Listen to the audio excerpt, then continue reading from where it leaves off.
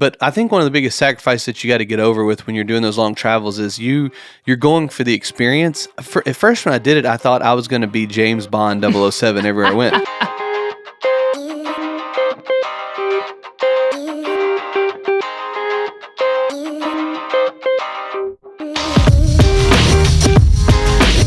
Hey everybody, welcome to another episode of the Brooks McDonald Show. Got my lovely co-host, Carrie Beth McDonald, here with me. Hello. And we're excited to have a conversation with you today. Honestly, probably one of the most exciting conversations that we talk about with anybody, whether in person, virtually, Instagram, which is traveling, travel hacking, right? And so we just want to spend a little while talking about some of our experiences and what we've done traveling and what we've learned from it, some wisdom that we've gained out of those experiences that maybe can be helpful to you or inspire you, which would be amazing, is if you were inspired to go and do some traveling yourself. So, first of all, a big update for us is we have bought a new RV. Woohoo!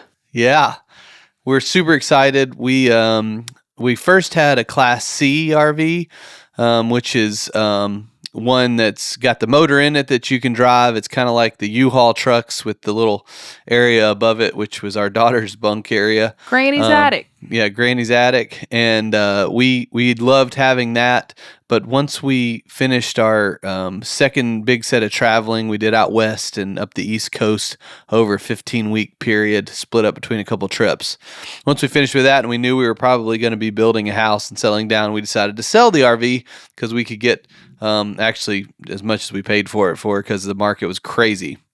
But we knew when we sold it, that would not be the last time that we owned an RV. Honestly, when it sold, we immediately were looking for what the next RV would be. How long ago was that we sold it? So that would have been like August or September, the fall of 21. Fall of 21 is when we sold it? Is when we sold it. So yeah, less than 2 years ago. Yeah, but still 2 years ago. And we knew from friends that, so the Class A, Bs, and Cs, those are ones that have motors in them and you can tow another vehicle with them. And then we wanted to look at one that we could tow with a truck. So there's fifth wheels, there's bumper pulls, and we had some friends that had fifth wheels that we had looked at. And we just realized from a bang for your buck perspective, what we wanted to spend, the fifth wheels had so much more value and size. So we had been looking at fifth wheel RVs, and then we were looking at different brands of what people had, and we narrowed it down to Grand Design is the make, and then the Solitude, which is one of their nicer versions of the fifth wheels. It's a 40-foot, which honestly, over like 35 or 38 feet, you start kind of getting questionable in what campsites you can get into, but especially 40 feet is one that still can accommodate. You don't even know this, but I was able to secure another night at Saturday night, this coming Saturday night at Camp Gulf. What we did last time is there's a really nice campground right near us on the beach. And it's a high-end campground with high-end pricing just to rent a section. But it was great to be right by the house because we could open the unit up for the first time, let it run, and see what we needed to load in and out, be right by the house. And so that is something we're going to do again this weekend. But the second night, we're going to have to move it, and the max length is 40 feet. That's like, I hope that I'm right, that it's 40 feet long, actually. But yeah, we're really excited to be in there. And so we've got a new RV. We're really excited to bring you along. One of the best places to follow that, by the way, is on McDonald's on the Move. That's a good spot where Carrie Beth updates everybody on daily happenings. Fair enough? Yeah. So we started that when we were traveling before. And now as we travel, I update that. So I wanted to say this about if you're going to do RVing, and if you're curious of like, well, what are you going to do? How can you guys, what are you going to do with the kids? Are you going to homeschool them again? No. So right now, our daughter's a competitive dancer. So we have a week-long trip to Orlando. Very exciting. Where we will stay in this. But we're going to talk about that in a second because that's a hack, because it's a cost savings, even if you don't have an RV. So we're going to do that trip. And then this fall, we are going to travel to New England. Y'all, in Florida, we don't have leaves, right? We have leaves. We don't have leaves that change. So we don't really have a No fall season. right? And so that's the only season of the year I miss here. So I've been, honestly, the last few years wanting to go. And so we're going to go to New England. We're going to see the leaves. We're going to go to the fall festivals and apple cider and donuts, like just the fall things. I'm going to wear a sweater, guys. I'm going to wear a sweater. Sweater weather. Sweater weather. It's got to be sweater weather. But so here's the deal. We happen to be in a very good situation with the kids' school. They go to a private school at our church, and they're very flexible with us. So they're able to do that. Fall is not competition season for us for dance. So we know this is a window for us. We can do it. So that is how we are doing our fall travel. Yeah. No, that's great. I mean, even like how I'm dressed today, like I'm out of sometimes normal garb, but I need something that has good airflow with short sleeves. Can't even button it up tight because I sweat anyways. And I have to have a hat on because it's like having it'd be weird if unless it was in the 80s that I had a headband on, a sweatband. This is my sweatband. That's why I have so many hats, because I have to buy so many hats because I ruin them because I sweat so bad. And that's what it's like down here. We love it. It's first world problems.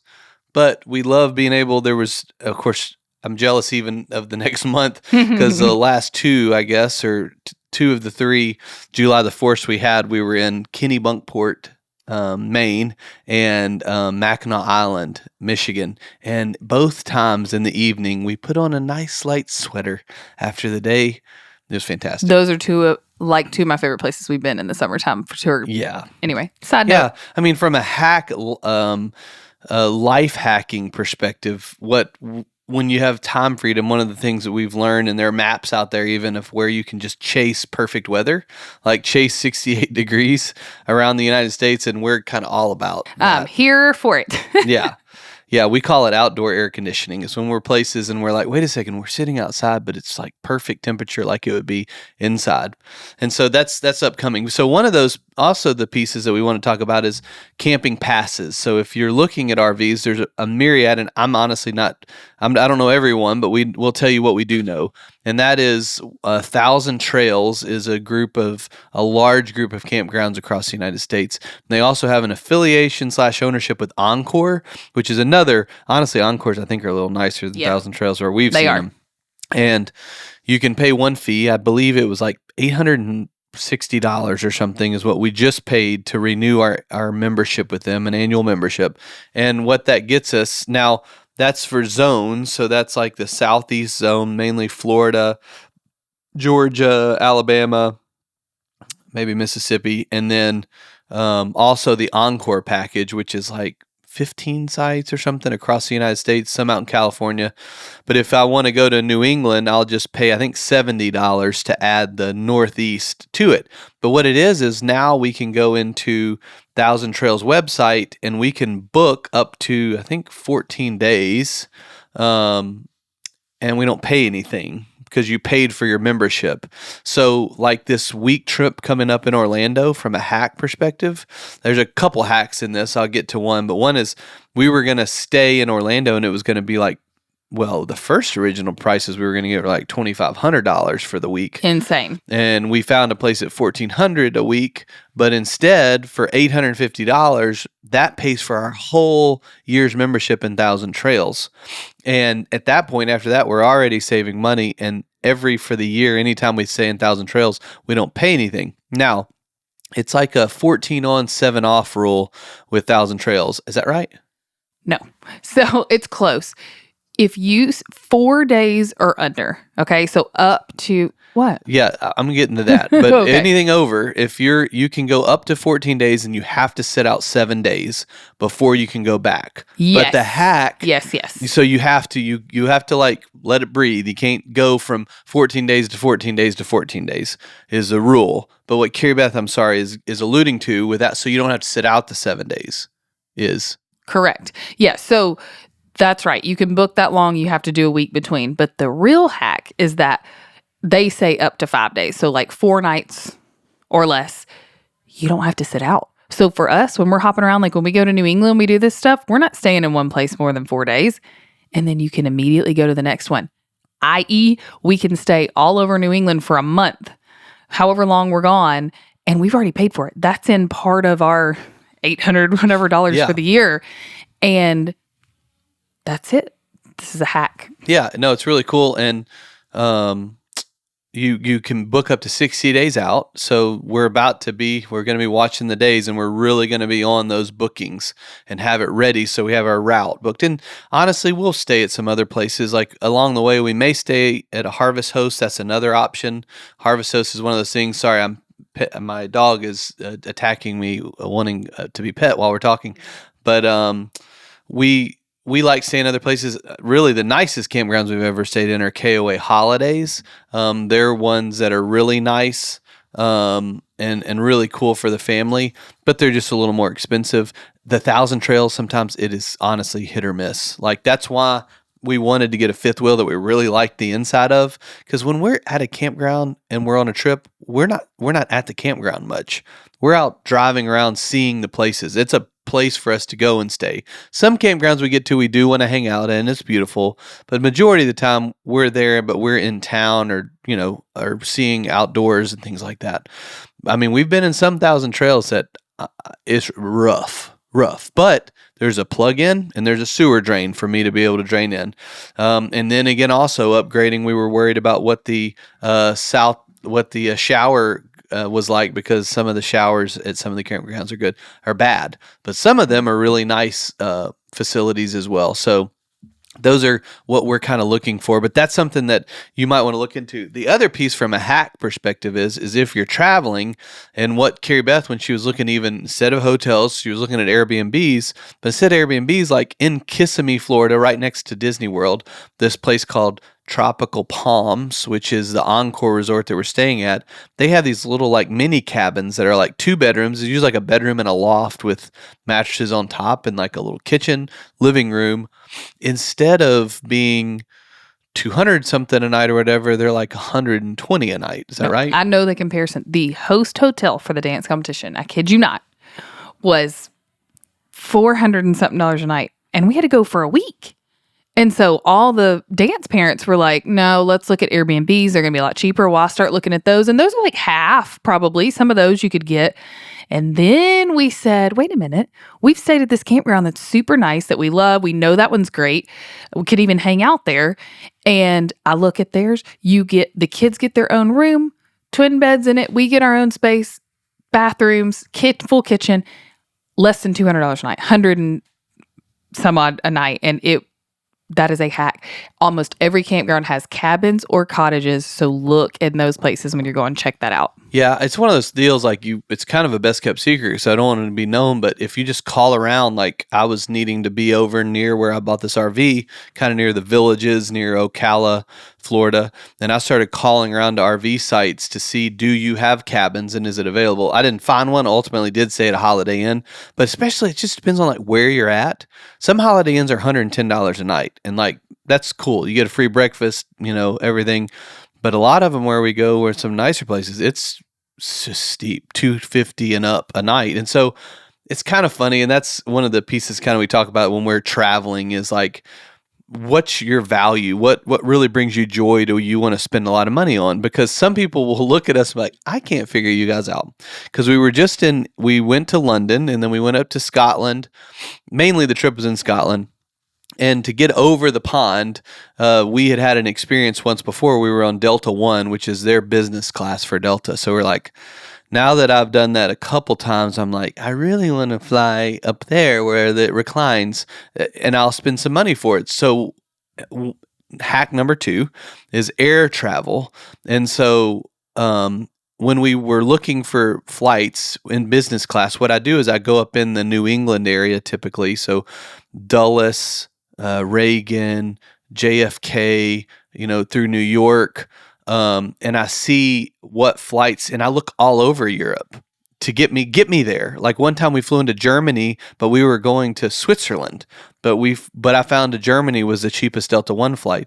And so maybe instead of flying into Edinburgh, which is way more expensive on airline to Scotland, let's fly to London. They have trains up. So that's where I was like finding the cheapest tickets. And then what we did was, because of using credit card miles, I've used Southwest credit cards for a long time, and I've got them coming out my ears to be able to fly domestically.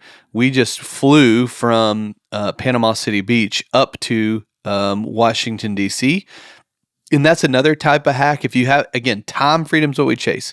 A lot of people don't have the time freedom, but because when you have time freedom, you can take it at a little easier pace. So we flew in to Dulles or to Reagan, and the flight out was at Dulles. Well, we went over to Dulles, and the next morning we flew there. Well, here's the next hack. It's funny from a cost perspective.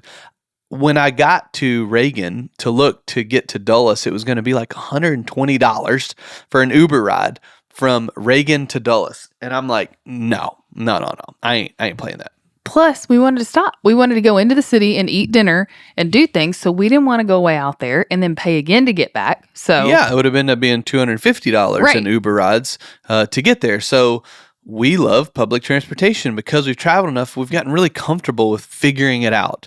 And so at Reagan, you can get a little bus over, or one of the next terminals over has their metro. And honestly, DC has the nicest metro that I think I've ever been on in any place I've ever been. Besides London. Remember the Queen's Elizabeth line we were just on? Yeah. But yes. True. Yeah, but from just overall, Yes. everywhere I've been, they're air conditioned, they're nicer seats, they're just higher quality. So we were able to ride into downtown DC, into the Capitol, and we were able to look around for a few hours and then get back on the metro and ride it out right next. Actually, we rode it to the hotel because we were staying at we rode it to the airport because one of the hotels was at the airport. So they had a free shuttle. So we went to the airport, went to the shuttle pickup. I called the hotel. They sent a free shuttle and picked us up, y'all. It cost us probably $11 that would have cost us $250 to get from Reagan, go downtown, eat dinner. And here's another hack. This is really cool. It's not in many places. It may just be in DC. But I was trying to figure out a place like in Switzerland, in the airport, you can store your bags for the day. You pay a fee, they watch it, so you don't have to lug all that around. So I was looking in DC for that opportunity, and I was having trouble. But I found this one company that said they had locations everywhere, but the times that they were open were different. I couldn't figure it out. So I called the number, I booked it to store it, and me and Carrie Beth get off this metro, and we're walking probably 4 blocks. That was probably the worst part. We're like, oh gosh, how far are we going to walk? I'm hot. And I'm like, where is this place? So I call it and they're like, oh, well, we're the liquor store right behind you. I'm like, what? And we go in. And at first I'm like, wait, what? And it's like, it's Uber for bag storage. It's called Bounce.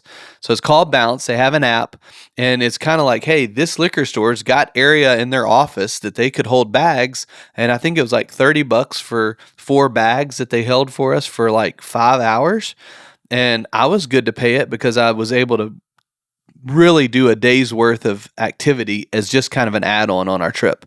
And honestly, it was perfect. Y'all, they gave me bag tags. They had cameras everywhere in this place. Super secure. Couple staff people. We went and did our own thing. Went and ate dinner. Had a great time. Looked at all the monuments that we wanted to. Rode back out. Got our luggage. They were happily waiting for us. That was a cool experience, wasn't it? Yeah, it was really cool. We walk in and we're like, what? Is this going to be okay?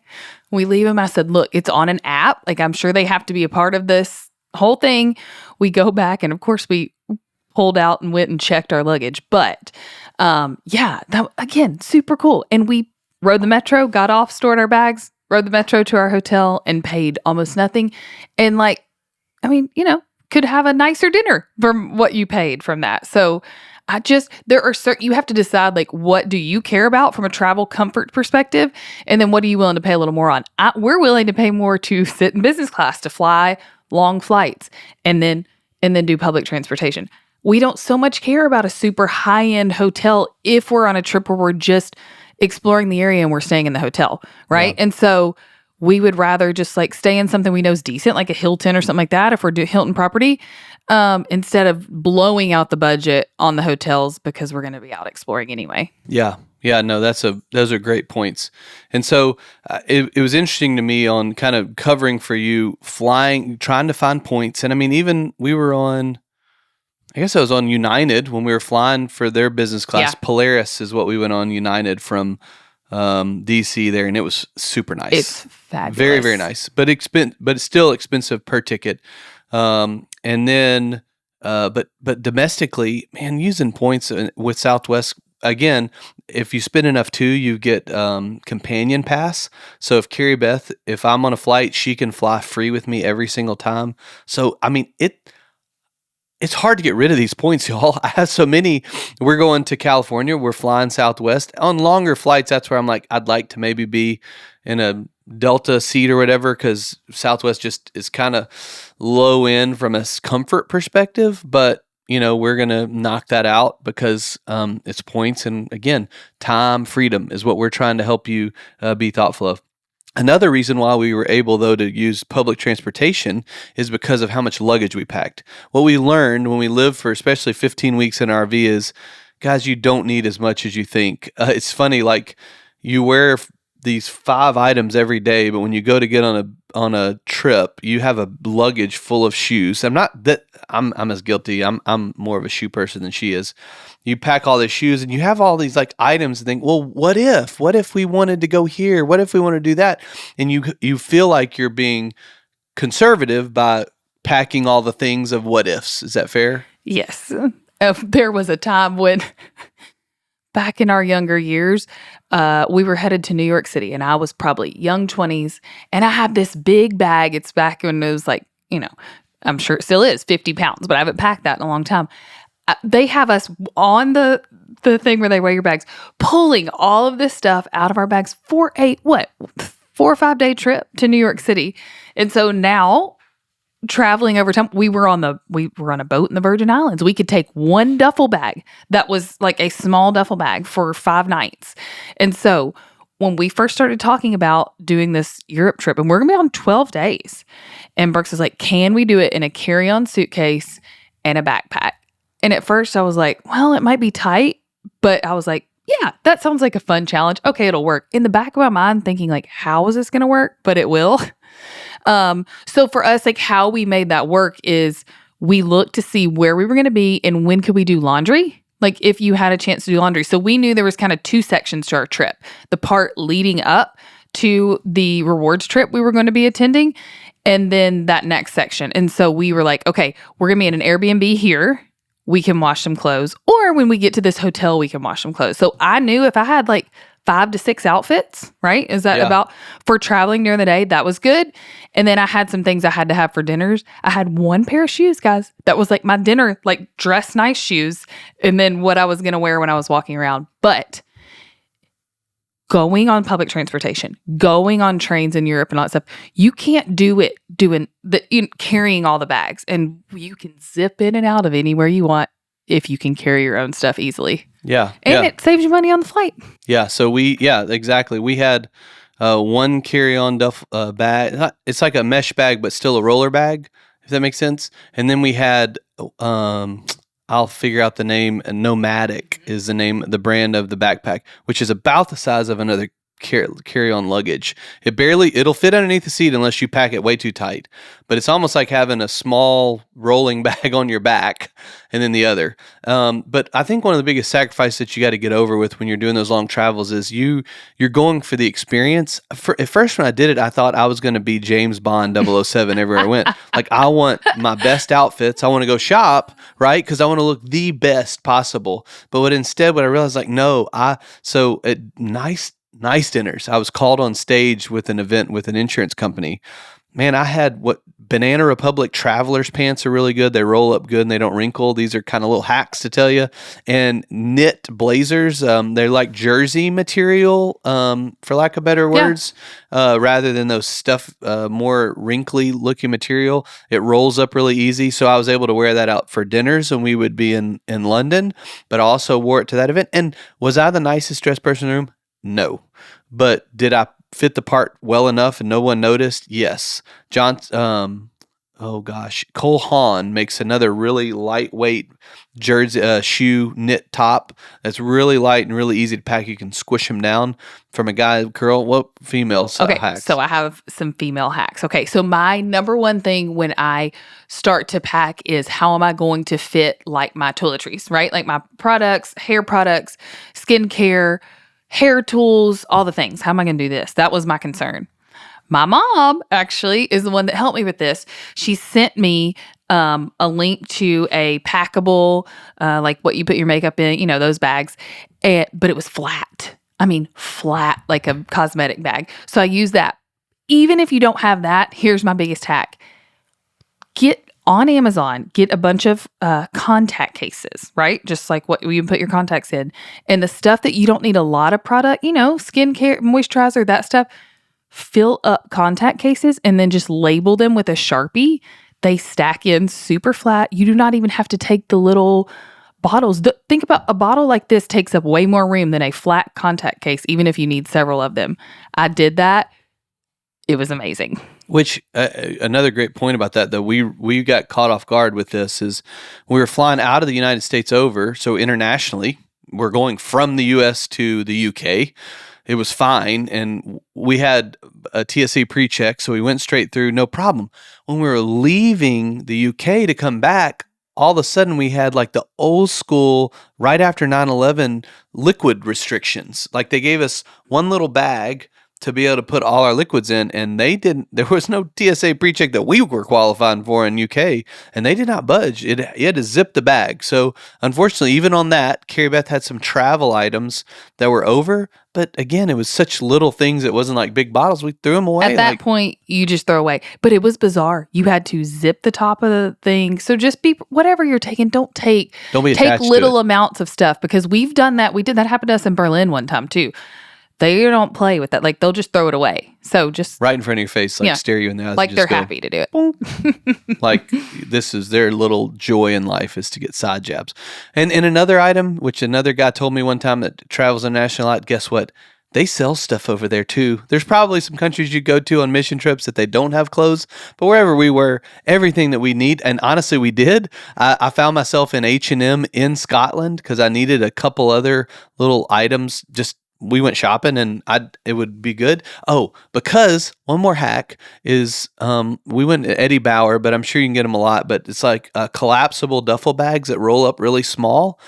We use that because we had gifts that we bought, for the kids and stuff. So on the way back, we undid the duffel bag. And especially since we were coming back home, we did check our luggage back over the U.S. And we checked the duffel bag. That was one extra item that we were able to use since we bought stuff, obviously, on the way. And that was really cool. I was proud of us for that. Me too. Yeah. Planning ahead. Yeah. And then, another piece is just meal costs and trying to be conscious of that even when you're traveling. What we learned also is obviously London and places are big cities. That's like New York City, and that's prices like that. And so when you get out away from the main city is when the prices got better. And most of the time we paid the higher prices. But when we rented a car, yes, I drove on the left-hand side of the road, on the right-hand side of the car. That was an experience.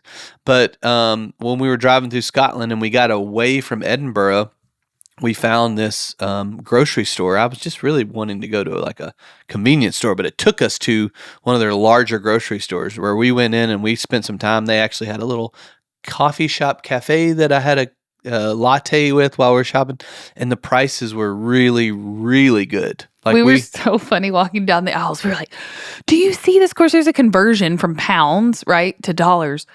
But it was significant savings, even from here where we live, not just the big cities there. And we felt like we were like, this is such a hack. Yeah. Well, and to the time of this recording, the dollar is really strong to the pound. And so we actually were in a good spot there also. So it went a really long ways because we did stay in an Airbnb. By the way, we stayed in a castle. It was an abbey, but it looks like a castle to us Americans. That had been converted into an Airbnb. Guys, check Airbnbs out when you're traveling overseas. It was a really cool place. It had a kitchen, and we took all our groceries in, and we just had plenty of snacks. And we were driving around. We had plenty of snacks to snack on as we were cruising around the Highlands of Scotland. It was just really cool. But I think we'll have more of these on traveling. If you can't tell, it's one of our big pieces. Again, life, freedom. We're all about trying to have a godly rooted family and time spent with family and quality of time, and how much more important is time to you than money and income. And so what would you sacrifice to be able to get that? So hope this was helpful to you. Thank you as always for being a part of it. Make sure and subscribe. Appreciate you watching.